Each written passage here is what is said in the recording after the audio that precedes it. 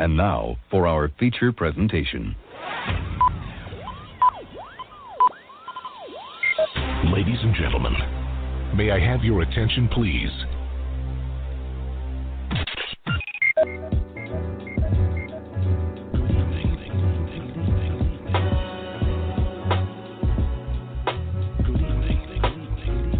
You're listening to Straight Talk with Dean and Mark.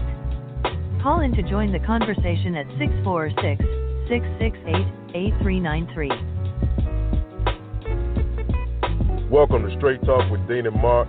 It's the six-man Dean Geronimo in the studio with Mark Lee. We welcome you to yet another exciting episode of our show.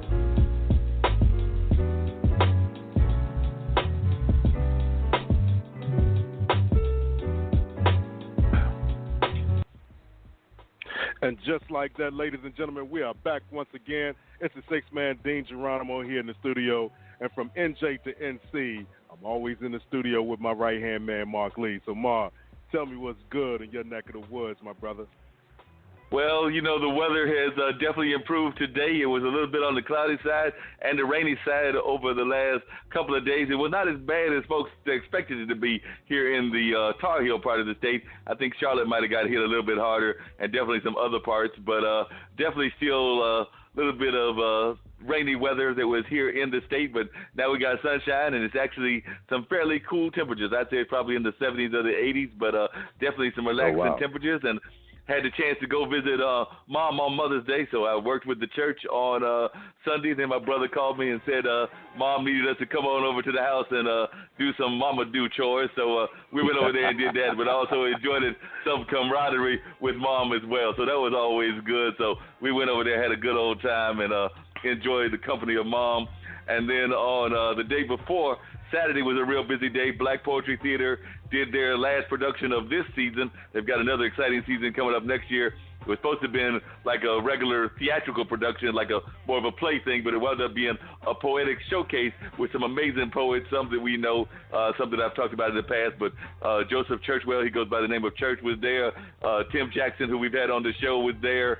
Sean Ingram was there. China was there. There was Mariah. So there were definitely some real good poets, and they were definitely laying down some very interesting concepts, everything from abuse to us being more in control of our own destiny in terms of business, in terms of family dynamics, and just all kinds of things like that. So that was real good. And that morning I had gotten up. Sometimes I think I'm more busy on the weekends than I am on the weekdays, but that morning I had gotten up, and me and Captain had hooked up with some people that are connected to him, including Blakely, one of our past winners, and we went down to the big metropolis of Roxborough and held auditions for our next show, which will be June 8th for the Road to the Apollo. So we had everything from a Michael Jackson person trying to do some Michael Jackson dance moves to a contemporary, more contemporary kind of modern dance young lady to some singers. Even had somebody try to do some comedy and some spoken words. So had about a little over, say about 20 or so that made it through. Some of them, I'm not going to lie, they may be Sandman bait, so we'll see whether they can actually improve their acts or whether the Sandman is going to get them when that show comes their way, June 8th. And then, of course, you know, this is graduation weekend that we just passed, so the Friday after I got off from MI, went over to Hayti, and there were two young ladies that were graduating from the graduate program at Duke University, so they threw a little party over there, had the photo booth, had family members. I think at least one of them, if not both of them, were from the New York City area. So New York was in the house representing, having some food, and wishing their relatives success as they go on to the next step now they've got those graduate degrees. And shout out to everyone who graduated in the last 2 weeks or so, whether it's been high school is probably coming up later on next month, but for those who will be graduating in June, for those who have graduated in May, and especially I know yesterday traditionally is HBCU graduations nationwide. So shout out to all of those that have graduated not only from college but also are historically black colleges and universities. We salute you here, Straight Talk with Dean and Mark.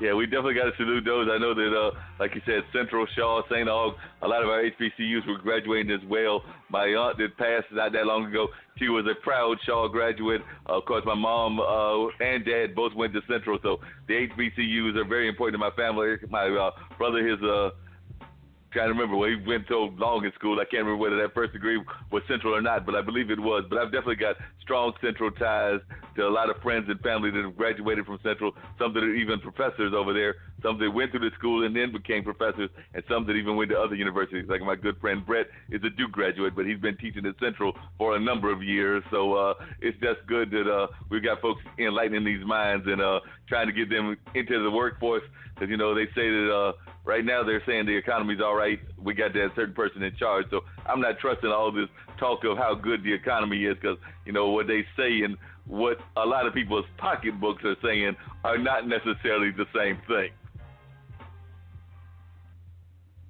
And that's very true. Words, I guess, deeds versus words versus actions. Sometimes they all are different. Oh, sometimes they're very... You know, you got to filter through the drama to find out what is really there and right. what should or should not be there. You know what I mean?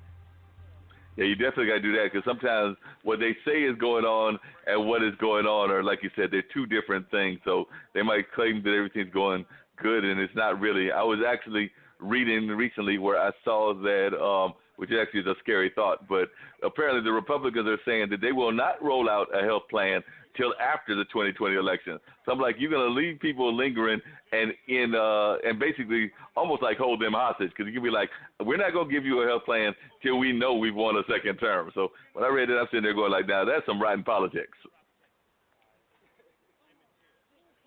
Very rotten. And it should not happen, but unfortunately, that's the way it goes, and people allow it to happen, you know?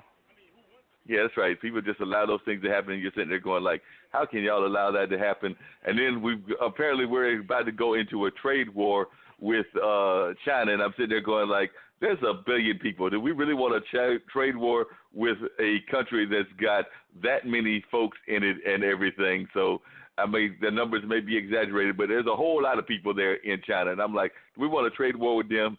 And apparently one of my friends was telling me that they saw that person that's occupying that office apparently in some sort of debate, probably on one of them other shows and everything, and they were asking him about the trade war, and they even called him out, because they were like asking him what about that tie he was wearing, because apparently the tie was made in China. So, you know, he's talking about he wants a trade war with these folks and, you know, cut back on these things, but he's actually going out and buying these made in China products and made in some of these other countries that he's claiming that that's who he's going against. So I'm sitting there going like, okay, so you're saying you're against these folks, but you're going to go out and buy these expensive made in China outfits, made in Japan, made in whatever other countries are out there, but you're claiming that you're going to do all this to support our own country and the folks here in our area. But apparently, you know, well, the other thing I heard, which makes sense to me, is that they are intentionally targeting parts of the country that were heavily voting for the Republican Party and that also would be impacted by the trade. So I don't think those folks over there in Asia are exactly like not the brightest folks in the world. So it seems to me they've got a master plan. They said, if y'all going to come up to us, we're going to target these folks and make it even harder and make them wonder if this was a smart move on your part. The bait and switch, huh? Make you feel that you're the enemy, but then secretly claiming you as friend. Interesting. Yeah. It'll be real interesting to see how that all plays out and everything, because it's just going to be fascinating. And I know you've probably been following the sports world. I know I have. On the way back, me and my brother were catching Philadelphia go down to Toronto. My brother was actually somewhat glad of that, because he's got two friends, but one is worse than the other, that is diehard Philadelphia fans. So he knew that if they won, he would not be hearing the end of it. So they did not win, so he gets to have at least a reprieve for a year or two, not having to hear from that Philadelphia friend. I'm sure he heard enough from them during the football season and the year that they did well in baseball too. So he probably did not need to be hearing from them all too much anyway. So the Phillies had their share of pride and joy. So I think he was like, y'all had enough. Let somebody else have it. And that's kind of the way I'm feeling about the Boston Bruins, because even though they're up on my boys, the Hurricanes 2-0, I'm sitting there going like, I do not need to see another New England Boston team trying to claim no titles. I mean, we had the Patriots, we've had some of the other teams out there win stuff. So, some of these states just need to let other folks spread the wealth. Yeah, I like to see when the under come up, because after a while, if the same team keeps winning all the time, you kind of turn off, because it's like, all right, well, we know how this outcome's going to be. So we're not going to watch it because it's not that interesting now. It becomes the same old, you know what I mean?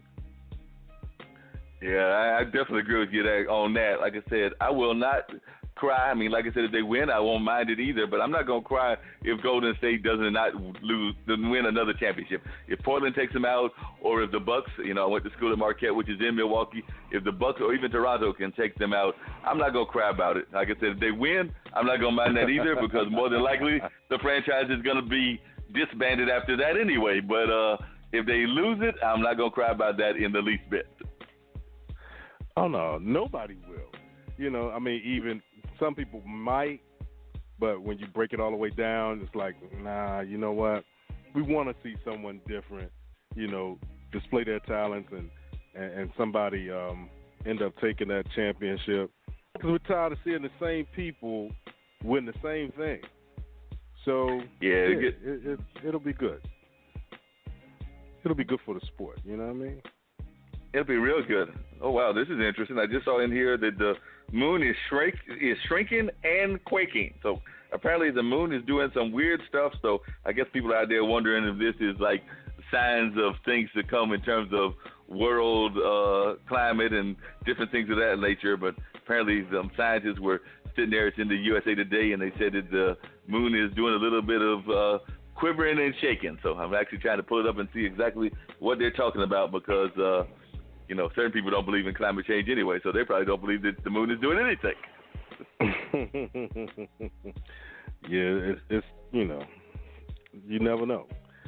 And then some people will say it's the end of the world, and some people will say, we got to get our lives right because these are the last days. So, it's everybody has a different thought on that. You know what I mean? Right. Everybody definitely has different thoughts on that whole kind of concept. Some people, like you said, they're sitting there going like, well, that must mean that everything is coming to an end. Even though last time I checked, the Bible said that nobody but the man above will ever know that. So all these folks that guess, just in my lifetime, we probably had a good 15 or 20 people guess and guess wrong. Very wrong. How about unless they do that said, dude? Remember the dude said the world was coming to the end, and he was wrong, and then he said, nah, I didn't mean this date, I meant this date. And then that date passed, and it was like, dude, pick a date, you know what I mean? Like, do you know? Nah, you don't. So play yourself again. Give us a third date. Entertain us right now.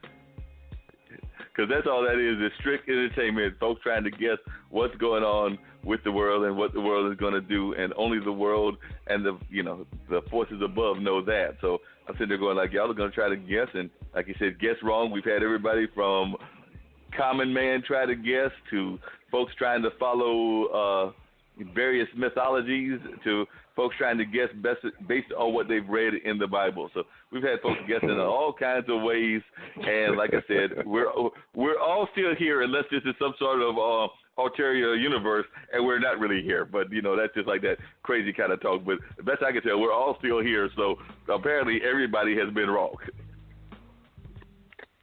Horribly wrong. Made themselves look real stupid. You know what I mean?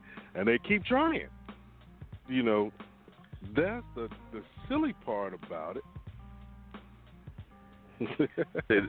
Say they know they're wrong, and they still want us to keep trying to be wrong. And don't care. Like, it's all right to be wrong, but when you're stupid and wrong, that's the worst things, man. Like, when you're stupid and wrong, that's just sit down. Please sit down somewhere. You know what I mean? I was looking over here on the little news, going through the news things they got on the internet, and they said that Caitlyn Jenner, man, was pissed that none of the kids wished her